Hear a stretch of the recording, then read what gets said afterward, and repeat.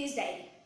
मेरे आगे के एक वीडियो में जैसे मैंने ये बताया था कि डेंटल कैप कौन से मटेरियल से बनी हुई होती है, different types of dental cap और उसके बेनिफिट्स क्या है, उसके ड्रॉबैक्स क्या है, यानी कि वो लगाने से आपको कोई नुकसान हो सकता है कि नहीं।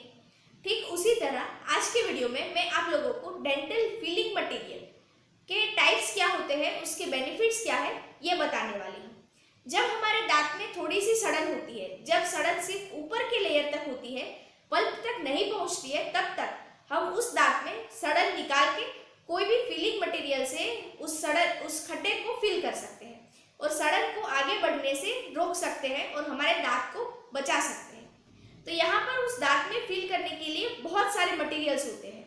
उसके कुछ टाइप्स हैं, जैसे कि gold, silver amalgam, glass ionomer cement, composite वगैरह। तो सबके बारे में मैं आप लोगों को बताऊंगी। तो सबसे पहला मटेरियल है गोल्ड। तो बहुत सालों पहले गोल्ड यूज किया जाता था दांतों में फिलिंग करने के लिए, लेकिन वो बहुत ही टेक्निक सेंसिटिव है, यानी कि जब हम सड़न निकालते हैं, अगर उसमें हमें गोल्ड फिलिंग करनी है तो उस जो खड्डे का शेप होता है उसे प्रॉपरली बनाना पड़ता है और उस खड्डे के शेप को लाने में हमारे बहुत सारा दांत का अच्छा पोर्शन भी हमें कट करना पड़ता है। और दूसरा ड्रॉबैक ये है कि गोल्ड जो होता है, वो जो मटेरियल हमारे दांत में फिल किया जाता है, वो दांत के साथ केमिकल बॉन्ड नहीं करता, यानी कि दांत के साथ चिपकता नहीं है। वो सिर्फ खड्डे का जो शेप बनाया है उसमें मैकेनिकली बॉन्ड करता है और उसके ऊपर टिका रहता है। तो गोल्ड जो रेस्टोरेटिव मटेरियल यूज किए जाते थे, उसके बहुत सारे ड्रॉबैक्स थे और बहुत सारी नई टेक्निक आ जाने की वजह से गोल्ड फिलिंग मटेरियल आज आउटडेटेड हो गया है। Most of the dental clinic में गोल्ड फिलिंग मटेरियल यूज नहीं किया जाता, लेकिन कई लोगों ने बहुत पहले कराया हुआ है, तो उसके दांतों में आप देख सकते हो, आपको देखने को मिल सकता है कि गोल्ड को भी as a filling material use किया जाता था। दूसरा है सिल्वर अमालगम। उस सिल्वर अमालगम मटेरियल में सिल्वर का अलॉय होता है और यानी कि पाउडर होता है। सिल्वर के साथ 2-4 और भी मेटल्स होती है जिसका पाउडर बनाया होता है, उसको मर्क्यूरी के साथ मिक्स करना होता है और उसके बाद आपके दांत में सड़न निकालने के बाद उसके ऊपर फिल किया जाता है। उसके भी वही ड्रॉबैक है जो गोल्ड मटेरियल के थे कि वो दांत के साथ केमिकली बॉन्ड नहीं करता है और दांत के साथ मैकेनिकली बॉन्ड करता है, तो अच्छा बॉन्ड नहीं बनता है। और जैसे कि गोल्ड में मैंने ये बताया था वो टेक्निक सेंसिटिव है, ये सिल्वर अमालगम रिस्टोरेशन मटेरियल भी टेक्निक सेंसिटिव है। और कई बार ये होता है कि सिल्वर अमालगम रिस्टोरेशन करने के बाद, यानी कि वो मटेरियल दांत में फिल करने के कुछ साल बाद वो दांत में ब्लैक डिस्कलरेशन करता है। इसकी वजह से दांत थोड़ा अगली दिखता है। तो इस अनएस्थेटिक प्रॉपर्टी की वजह से गोल्ड और सिल्वर अमालगम, ये दोनों मटेरियल हम आगे के दांतों में रिस्टोरेशन करने के लिए यूज नहीं कर सकते हैं, क्योंकि वो अच्छे नहीं दिखते हैं और पेशेंट भी उस ऐसे अच्छे ना दिखने वाले रिस्टोरेटिव मटेरियल को एक्सेप्ट नहीं करते हैं। और आज बहुत सारे दूसरी टेक्निक्स अवेलेबल है, दूसरे मटेरियल्स अवेलेबल है जो दांत के कलर के हैं, यानी कि टूथ कलर फिलिंग मटेरियल्स है।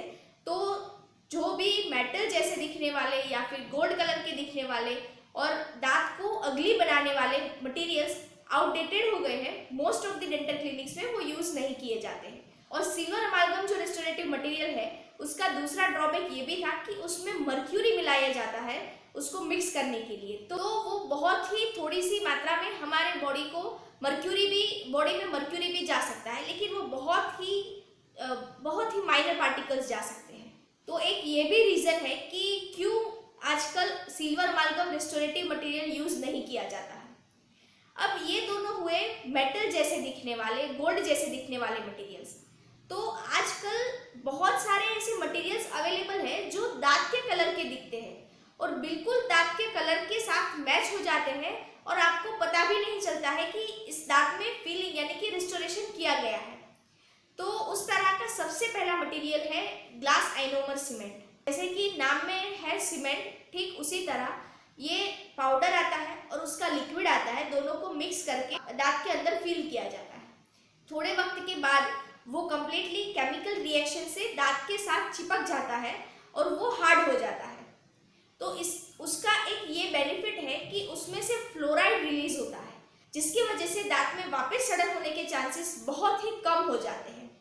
लेकिन ग्लास आइनोमर जो सीमेंट होती है उसका एक ड्रॉबैक ये है कि ग्लास आइनोमर सीमेंट के डिफरेंट शेड्स अवेलेबल नहीं है। तो अगर आपके दांत में वो फीलिंग की गई है तो थोड़ा सा पता चलता है, थोड़ा सा अलग कलर दिखता है वो सीमेंट का, लेकिन जिस तरह से मेटल दिखता है उस तरह से ग्लास आइनोमर सीमेंट नहीं दिखती है, वो वाइट ही होती है। आगे का मटेरियल है जो आजकल बहुत सारे डेंटिस्ट यही यूज करते हैं, वो है composite, light cure composite material, जिसमें दांत के कलर का एक मटेरियल होता है जिसको अल्ट्रावायोलेट लाइट देने से वो सेट होता है। और वो मटेरियल का एक ये बेनिफिट है जो उसे जीआईसी यानी कि ग्लास आइनोमर सीमेंट से अलग करता है, वो ये है कि वो डिफरेंट शेड्स में अवेलेबल है। आपके दांत के शेड के हिसाब से उसके भी वो मटेरियल के भी डिफरेंट शेड्स हैं जो डेंटिस्ट चूज करते हैं और ठीक आपके दांत की तरह दिखने वाले शेड से वो फिलिंग करते हैं। तो आपके दांत में अगर कंपोजिट मटेरियल से फिलिंग किया गया है तो बिल्कुल भी पता नहीं चलता है कि आपके दांत में कोई फिलिंग की गई है। लेकिन कंपोजिट ये मटेरियल का एक ये ड्रॉबैक है कि वो बहुत ही टेक्निक सेंसिटिव है। दांत में जब वो कंपोजिट मटेरियल से फिलिंग की जा रही है उस वक्त उस दांत के सरफेस पे थोड़ा सा भी मॉइस्चर नहीं होना चाहिए। अगर थोड़ा सा भी सलाइवा उस कैविटी में आ जाता है तो जो कंपोजिट होता है वो दांत के साथ बॉन्ड नहीं करता है और वो निकल जाने के चांसेस ज़्यादा होते हैं। उसकी जो मार्जिन्स होती है वहाँ से लीकेज होने के चांसेस भी ज़्यादा होते हैं और दूसरी बार सड़न होने के चांसेस बढ़ जाते हैं।